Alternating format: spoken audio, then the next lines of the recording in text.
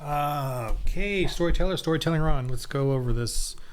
In the role-playing game culture, they remove genders, right? There's no male, no female, and everyone basically acts like a male, right? You basically are erasing the women in the games. You don't act like a woman. There's no women rules.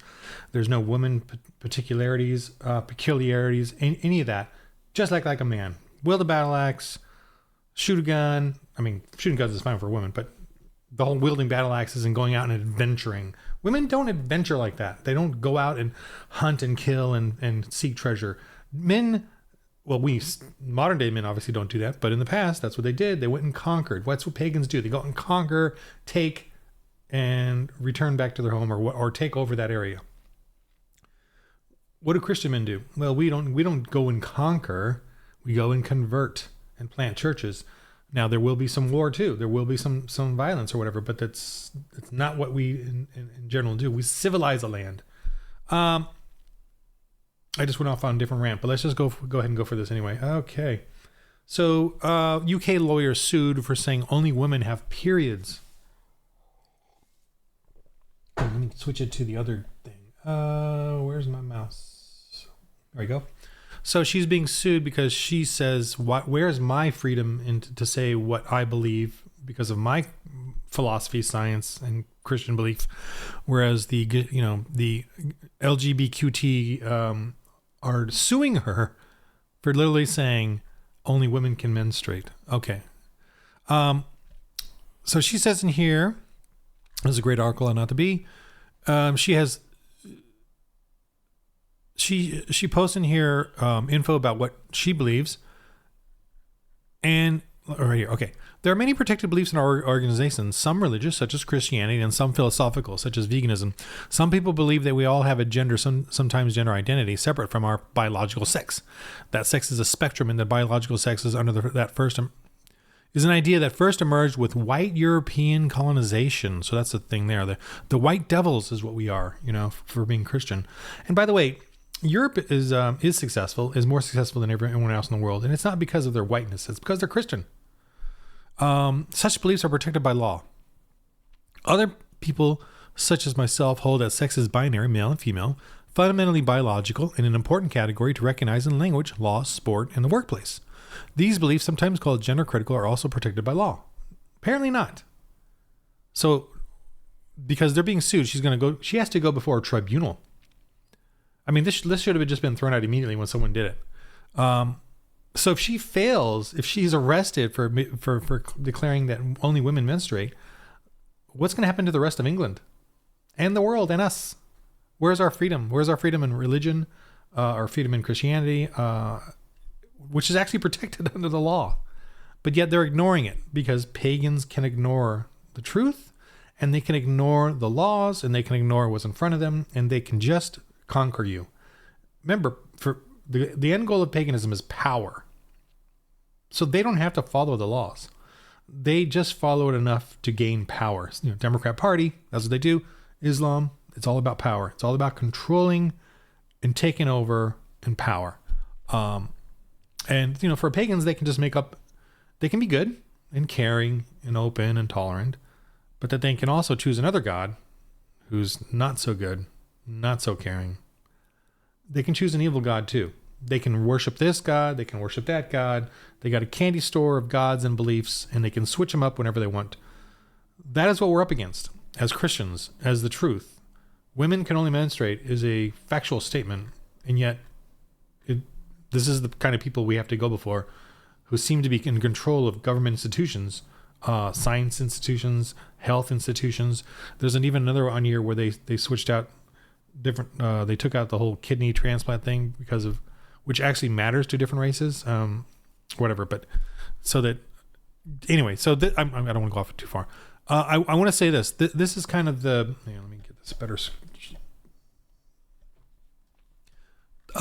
Overturning Roe versus Wade fails to preserve life as U.S. abortion deaths reach highest levels in a decade.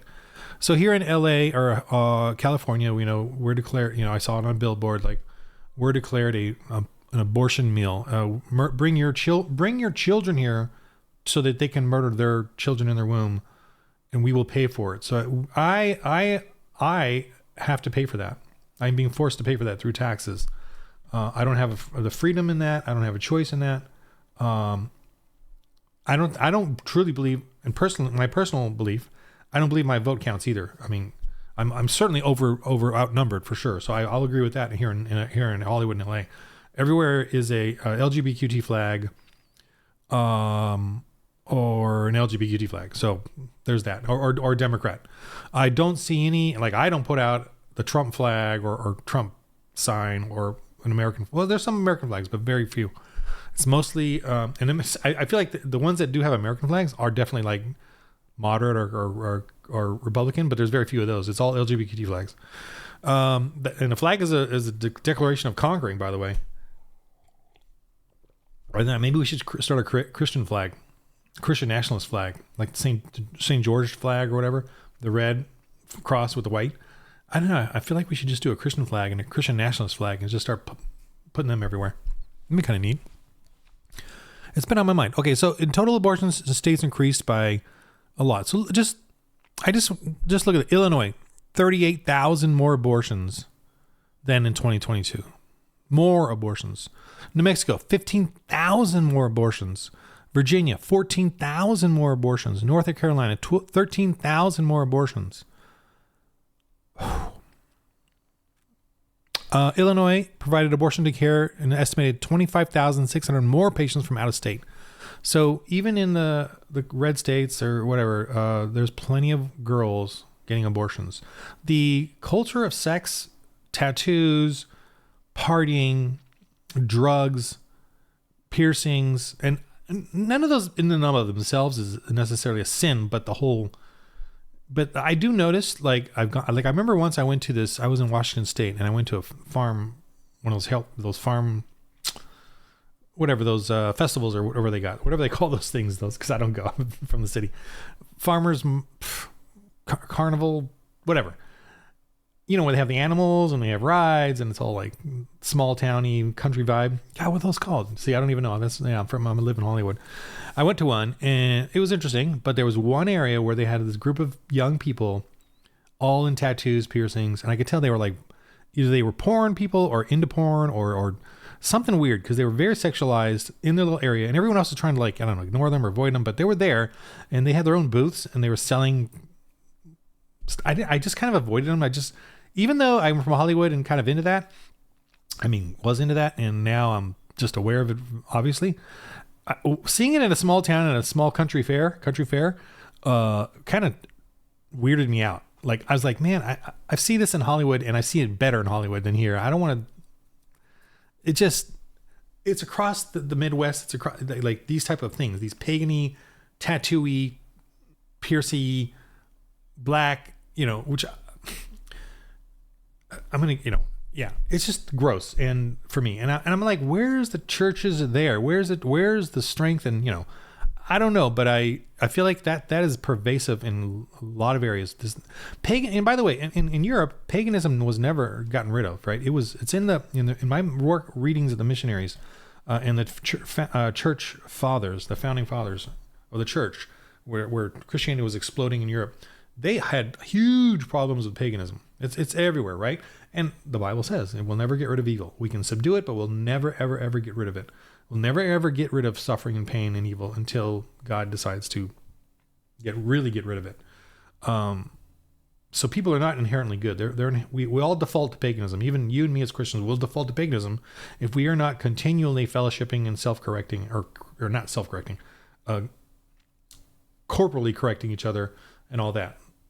We will fall back to paganism. So my point being, even in the role-playing games, we can't do this. We can't default back to getting rid of our beliefs, our faith, because we're playing these games and we are conditioning ourselves and our family members and our friends to be pagans. And we need to. So that's my continual message here over and over. I got to start doing some more how to play games, because I'm finishing up the Christians in Space one, but for the Kickstarter. But we've got to get our faith back in the games. Period. You guys are going to get kicked out of games. That's right. Yeah. Hello. Oh, if I play a Christian, they're going to kick me out. You just answered it. Of course they're going to kick you out. So it's been a lie this whole time. Their friendship has been a lie to you. If they accept you, are they accepting your faith? But just put it aside and let's play pagans? Play a Christian, period. And I'm going to keep rebuking you, men, to play Christians in your game. And I know I'm going to upset you all, and I'm losing you as a potential subscriber, member, buyer of my product. But I just showed you what's going on. And it's time. It's time to be a Christian all the time. Be a Christian. Love Jesus. Take up the cross, period. And lose everything else. And be a Christian. And don't do it painfully. Do it joyfully. In the sense of slowly. Take your time. Figure it out. Prepare things. Get it going. You know, when I was playing D&D and kind of started figuring this out, I didn't just kick everyone out of my D&D game. I finished the campaign and I told them, this is what I'm going to be doing next. And I said it nicely and they all were cool. That's, okay. Do it that way. Do it. You don't have to be antagonisticness like I am now, but play your games with them. Start looking for building up a Christian game. Start bringing it up. You don't have to just jump it and be insulting to your non-Christian players or whatever, but you need to start moving in that direction somehow, praying about it, thinking about it, asking around if anyone is interested, and you're going to get, it's going to be hard. I mean, it was hard for me. There was a period there where I was not doing anything. I had no players, nothing. I was looking around on Reddit, getting insulted and mocked and scoffed for what I'm doing. And now I've got 2 sessions going and they're great. And, and when I started the Crystal Space one, it was all wacky and messed up and people were, I remember it had 1 person show up, 2 players maybe, or, in and out, different people. And now I've got kind of regulars who are really good and we're slowly, building up this thing. And hopefully it'll keep going. And I'm, so you got to just do it. Because we need to bring our faith back to the front of the culture. Okay, so that's my message to you. Work on it. I'm here to help, at least teach you this game, but I don't want to, I'm a very annoying guy. I don't want to impose on you how you do it, but this is the way I'm doing it. And I would impose that on you. Ergo, you need to figure out how you want to do it yourself. So anyway, that's my message to you. They're putting us in tribunals. They're increasing our tax money to pay for abortions and to children. What are we doing? Even at the smallest minuscule level of playing a game. All right. I got to get ready and go because I'm going to be a creation tour today for 3 homeschool groups at the National History Museum here in LA,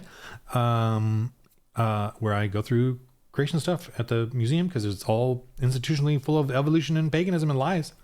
And by our tax money, I got to eat some breakfast. I got to eat some eggs, some ketovore diet.